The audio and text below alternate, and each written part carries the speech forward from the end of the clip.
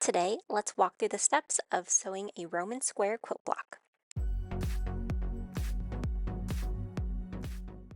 Welcome, I do sewing and DIY related content, and today we are continuing our Quilt Block of the Month series with a new quilt block. So I'm going to be using three different colors and we are making a Roman square quilt block. I believe this quilt block does have other names, but basically it is a series of rectangles and squares that are put together to create a really fun pattern. So there's a couple different dimensions you can do to create this. I'm going to be starting off with a 2" by 2" square, and then that will be the middle portion of my quilt block. And then I will include all the dimensions that I used for mine specifically, but I did see a couple different videos showing different sizes, so depending on what quilt block you want, I'll include all of that in the description below. You're basically the one to cut out different sizes of rectangles, so using two different colors. I am using green and blue for my rectangles, and then I have peach for that inside square. And then as I was going through this, the cat was helping me, so she is here with us as we are building this quilt block. So now it is time for us to start matching our rectangles together. So with right sides together, match one blue and one green rectangle, or just whatever contrasting fabrics you want. So you're just be matching all of these together. Now for the green that I'm using, there's 8 and then there are 16 blue. So you just want to match them so you have like one green and one blue, and then we'll be taking a seam across each pair. Now, ideally, after we do all that, we'll be then adding that other blue strip or whatever other contrasting strip you used. But for now, I'm just going to start with this very basic seam, just a straight stitch. I'm doing a 1/4" seam allowance, and then I'm doing these all together so they're almost like chained so that I can get this really fast and easy movement with it. And then I'm just going to go through using my little clippers to separate these out. Now, what I'm going to do is I'm actually going to show you what the finished square will look like and kind of how this built out so it's a little easier to visualize. So I've already done 3 of these squares. So as you can see, basically it's like blue, green, blue. So it's just sewing those 3 strips together to make that 2" square. So depending on what measurement you did, you'll get some sort of square that matches all the others.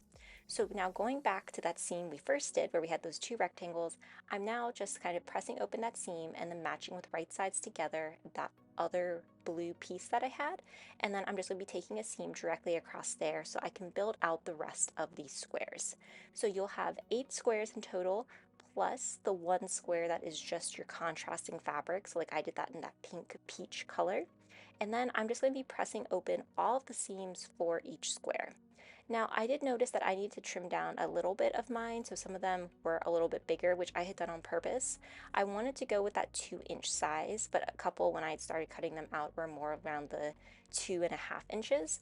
So you can definitely use this time to trim down any squares as needed. So now it's just time to lay all of these out. So remember, you want to alternate between vertical and horizontal. So this is what mine looks like. And now I'm just going to be sewing up each row together so that I get kind of a longer row of rectangles with all of the squares sewn together.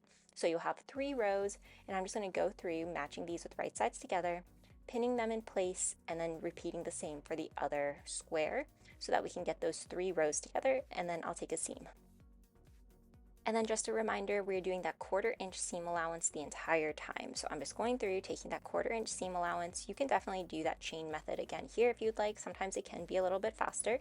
And then once I have all that complete, I can then sew these 3 rows together. So you can see it is very, very simple to kind of keep building this out and to keep growing it. And then of course you could repeat this and have multiple quilt blocks of it as well. So very fast, very easy, all just using rectangles and squares to build out this easy little quilt block. And then of course, once you finish all of this, just give it a really good press. You could also have pressed it at each step. My iron is downstairs, so I normally kind of do it at the end, so I don't have to keep walking up and down the stairs. So here's what my completed quilt block looks like. I love it. I think it was a really fun addition to the Quilt Block of the Month series. It also is the exact same size as the mosaic tile one that we did in February, so that's fun too.